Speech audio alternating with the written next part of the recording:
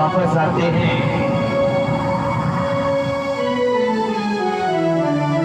और इधर चंद्रदेव प्रतीक्षा कर रहे होते हैं। अचानक उधर से गौतम ऋषि का आगमन होता है। चंद्रदेव, अरे कहाँ है तुम्हारे महाराज? महामुनि ने आपको से हमारे समझ चले आओ।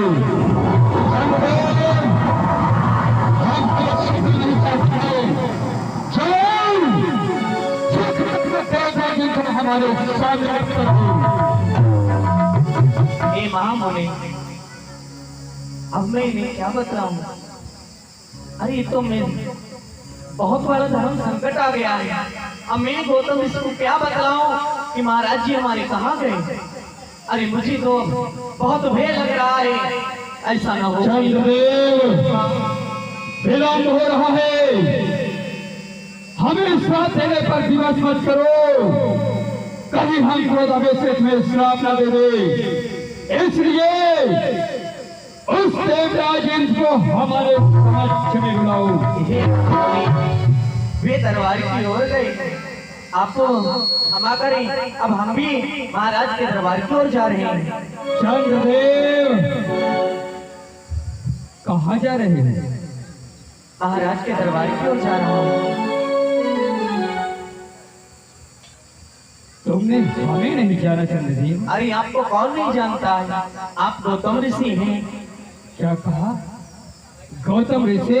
हाँ। अरे नहीं चंद्रदेव, मैं तुम्हारा महाराज देवराज इंद्र हूँ। क्या कहा? नहीं, ऐसा नहीं हो सकता, आप गौतम ऋषि हैं। अरे नहीं चंद्रदेव, तुमने अभी तो कहा था जाओ तुम गौतम ऋषि का रूप धारण कराओ। मैंने गौतम ऋषि का रूप धारण किया है, एक बार भली प्रकार से देख लो, कहीं कोई कमी तो नहीं है। मैं देख रहा हूँ।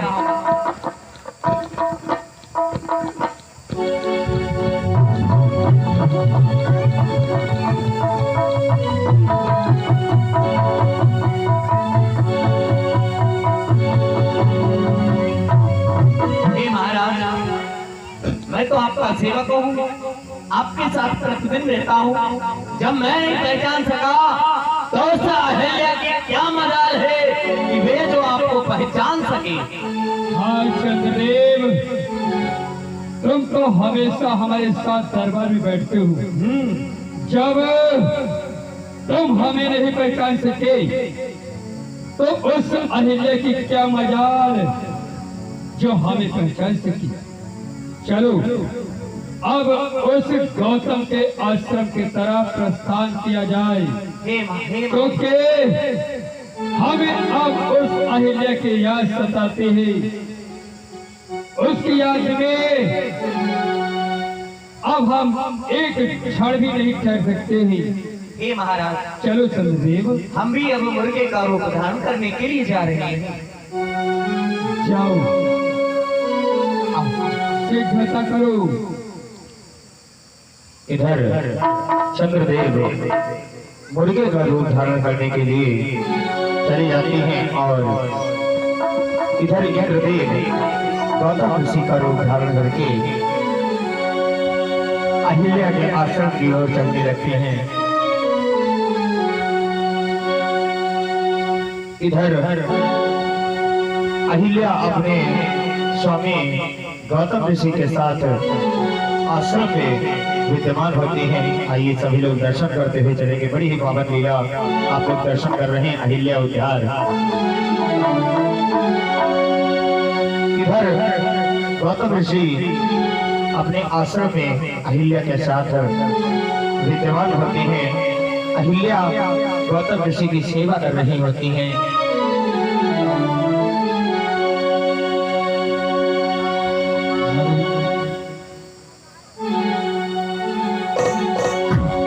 अरे तुम्हें मेरे मंदिर, तुम्ही मेरी पूजा, तुम्ही देवता हो, तुम्ही देवता हो।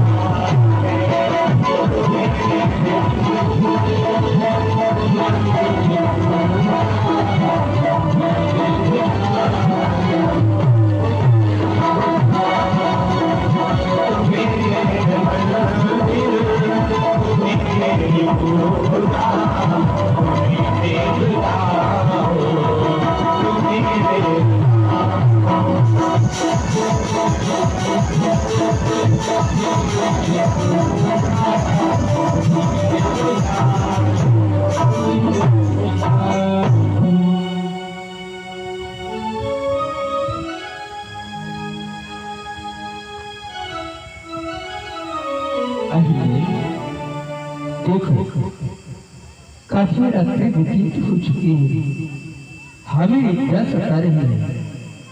जाओ तुम भी विश्राम करो, शयन करो। कहेंगे जी स्वामी आप सो जाइए, फिर मैं शयन करने जाऊंगी।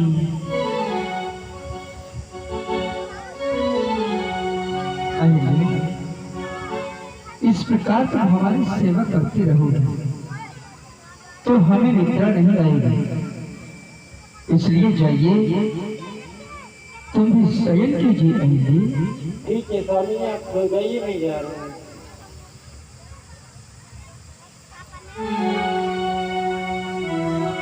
इधर अहिल्या गौतम ऋषि जी को सुला करके स्वयं सोने के लिए चली जाती हैं और उधर चंद्रदेव मुर्गे के रूप में आकर के और बाग लगाते हैं। अरे भूल गयो जल्दी रे,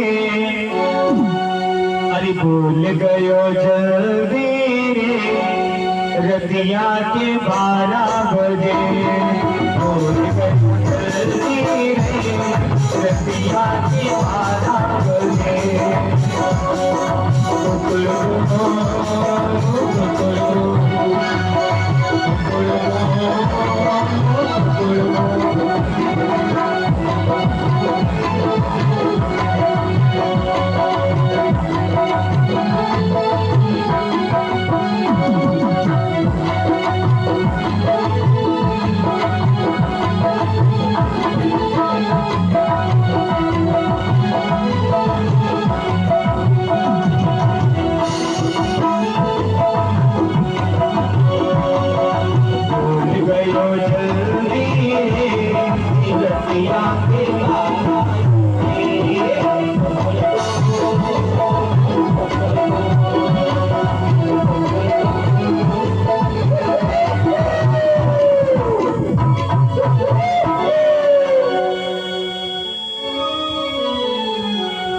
इधर मुर्गे की बांग सुनकर गौतम ऋषि निद्रा से जागते हैं।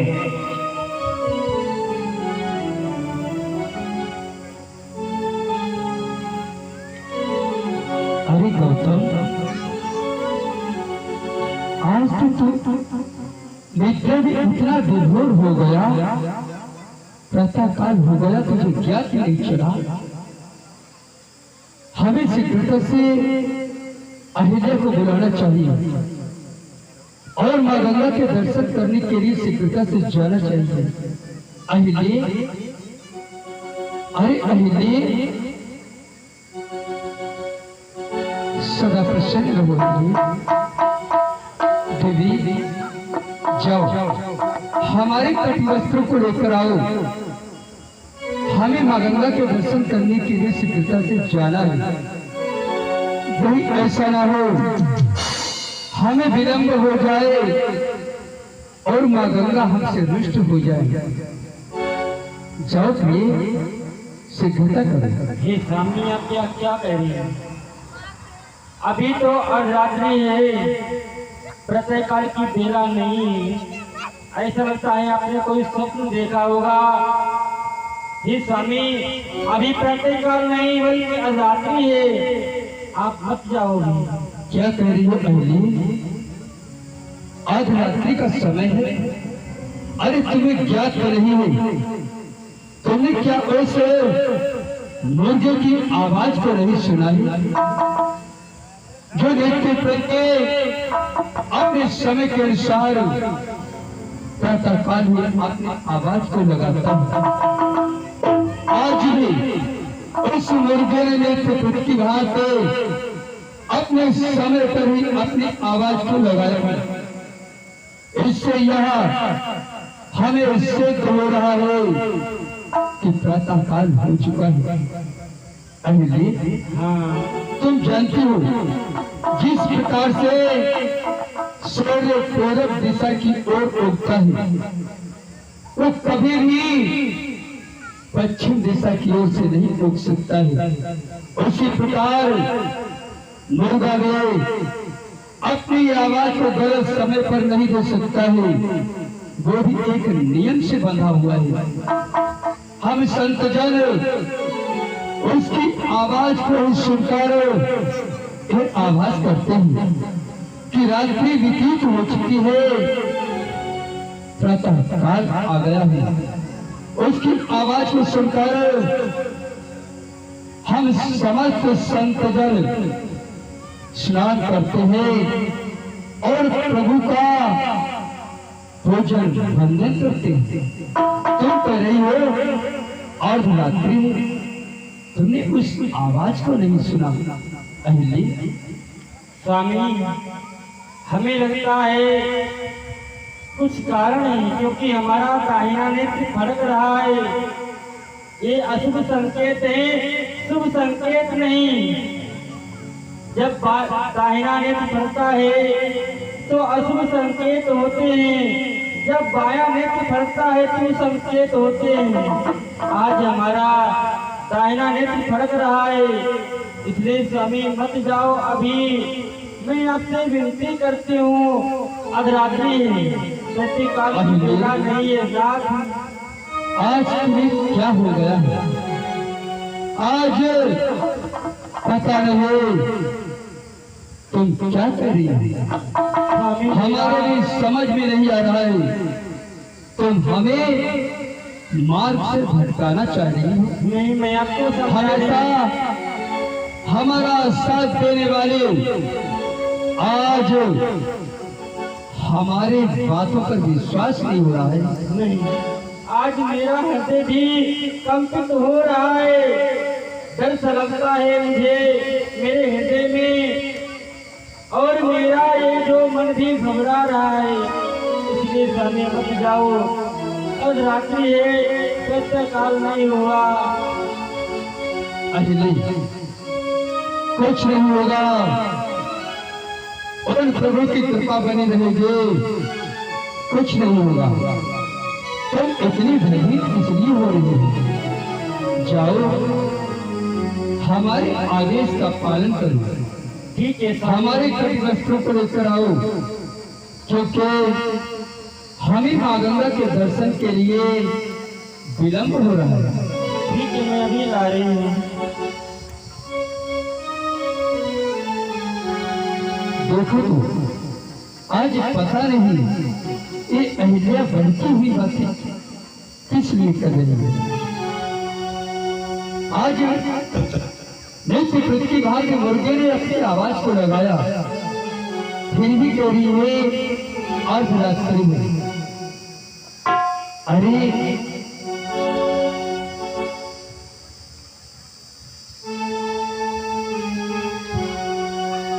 हाँ, और सुनो, हम माँ गंगा के दर्शन करके पुनः वापस आओ। तब तक तुम प्रभु के भोज के लिए, उनके पूजन के लिए समस्त तैयारियां यहाँ पर कर देना। ठीक है स्वामी, जाओ, मैं प्रणाम करती हूँ। कल्याण हो, सदा प्रसन्न रहो। हरि गौतम ऋषि का सदा का नियम था, वो जाते हैं गंगा सवेरे सवेरे।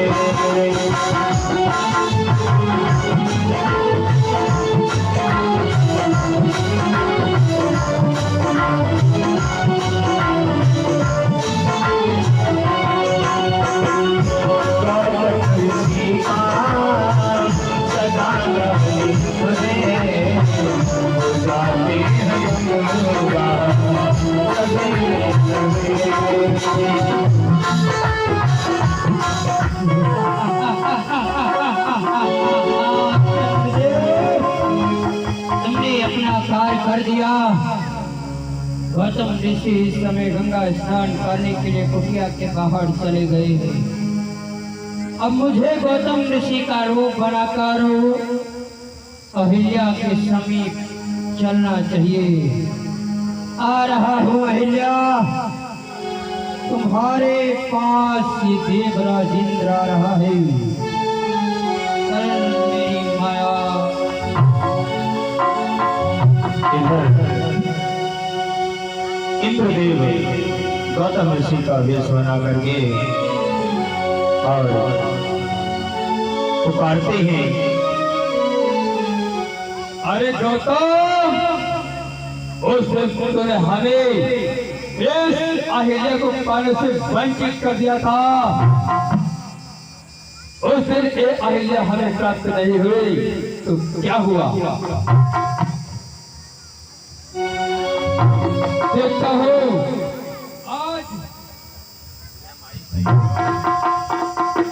आज इस अहिल्या को पाने से कौन हमें रोकता है? अरे गौतम मूर्ख, तू तो गंगा स्नान के लिए जा चुका है। इधर मैं देवराज इंद्र, अरे तेरी उस अहिल्या के पास जा रहा हूँ। जा तो इधर गंगा में स्नान करो, मैं तेरी कुटिया में प्रवेश कर रहा हूँ। अरे देवी अहिल्या, अहिल्या कहाँ हो? द्वार के पटों को खोलो देवी अहिल्या। प्रसन्न रहो अहिल्या, तुमने सत्य ही कहा था। अभी प्रातः काल नहीं हुआ है, हमें मार्ग में जाते हुए एक आभास हुआ कि अभी अर्धरात्रि का समय है। इसलिए हमारे मन में विचार आया, केवल कुछ क्षण और विश्राम किया जाए। चलो अहिल्या, हम तुम्हारे साथ कुछ क्षण विश्राम करेंगे। मैंने अपनी पहले ही बोला था अभी रात्रि मत जाओ, प्रातःकाल नहीं हुआ है, लेकिन आप मेरी बात ही नहीं माने, चले गए। अब आ गए हो तो आइए। चलो विश्राम करते हैं। इधर इंद्रदेव गौतम ऋषि का वेश बना करके अहिल्या के आश्रम में जाकर अहिल्या के साथ वार्ता करते हैं। और इधर गौतम ऋषि गंगा के तट पर जाकर के मां गंगे से स्नान करने के लिए जाते हैं।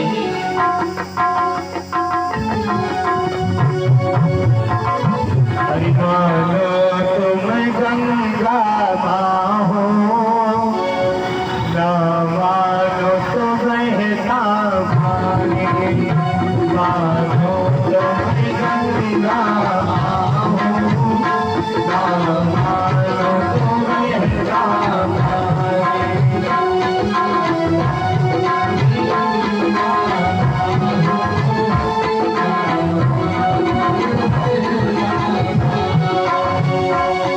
जो सर्ग मेरी धरती को,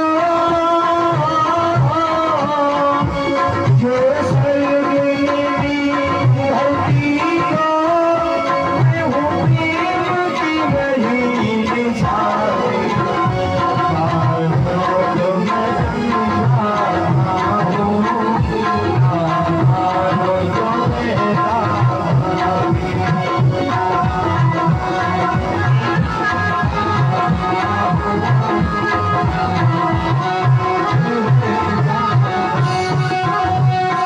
मानो तुम गंगा हो, मानो तुम बहता पानी।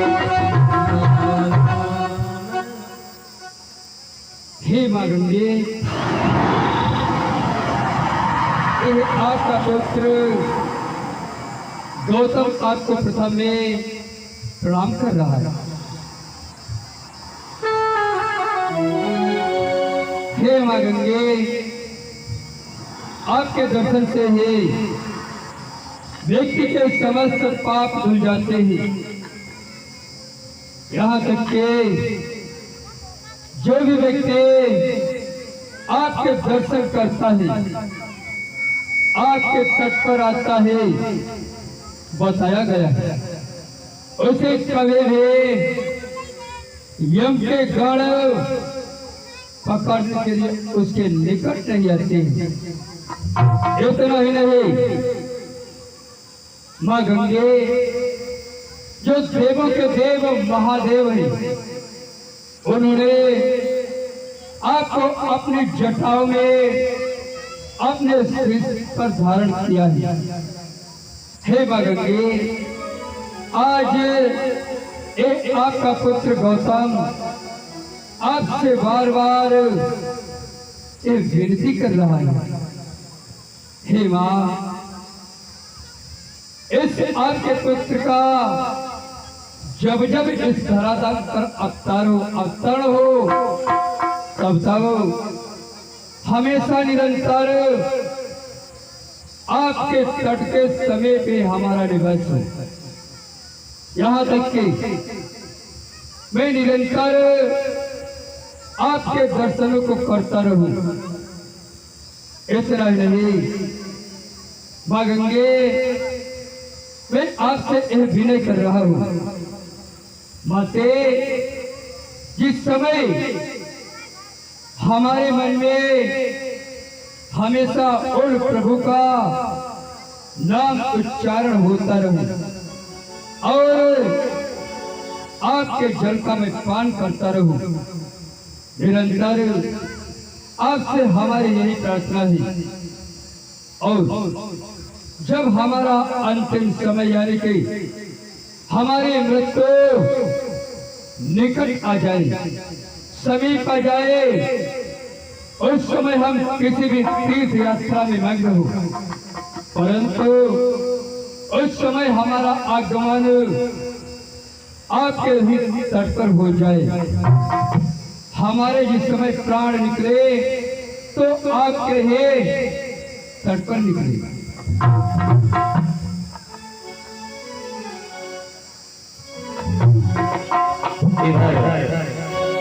गौतम ऋषि जी जो ही ये जो मुझे रात्रि में जगा रहा है,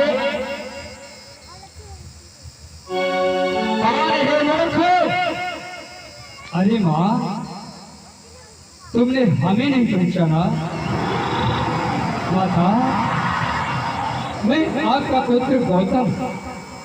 अरे माँ गंगे, आप तो जानते हो, ये आपका पुत्र नित्य प्रति प्रातः काल में आपके दर्शन करने के लिए आपके समीप आता है। माँ, हाँ, आज भी एक आपका पुत्र आपके दर्शन करने के लिए आया है। माँ, हे पुत्र गौतम, तुम तो प्रातःकाल ब्रह्म मुहूर्त में आया करते थे, अचानक आज अर्धरात्रि में क्यों आई हैं? क्या कहा माँ? आज रात्रि?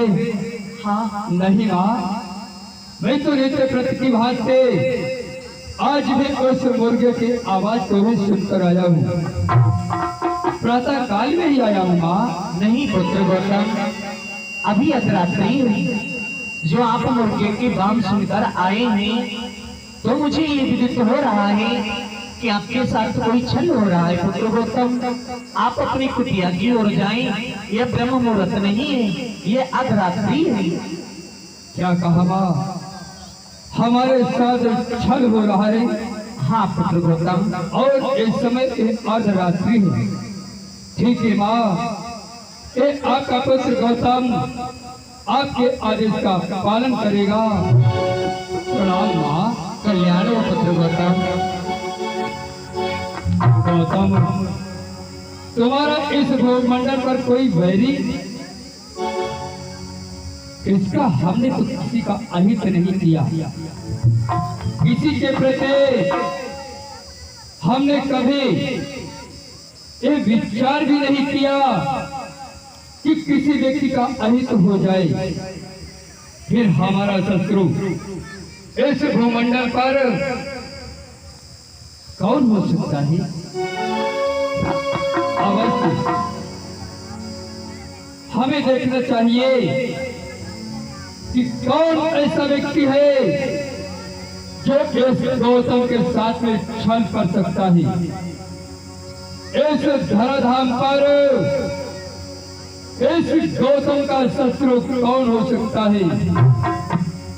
इसकी ये मजाल जो गौतम के साथ छल करने की चेष्टा की है। अवश्य हमें यह देखना चाहिए हमारे साथ कौन सा छल हो रहा है। इधर गौतम ऋषि जी ध्यान कर देखते हैं कुटिया में इंद्रदेव। अरे दोस्त!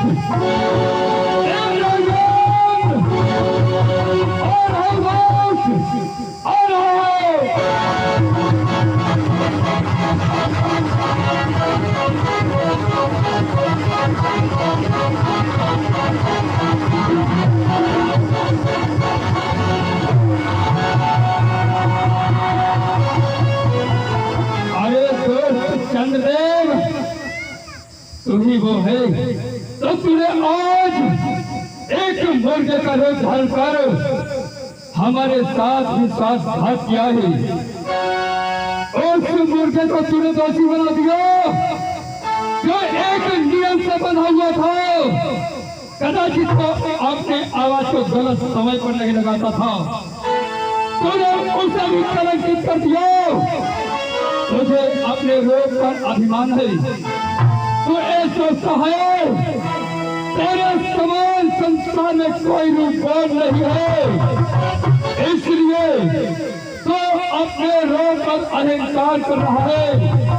जा, एक गौतम तुझे श्राप दे रहा है, तेरे समस्त मुखमंडल पर कालिमा आ जाए।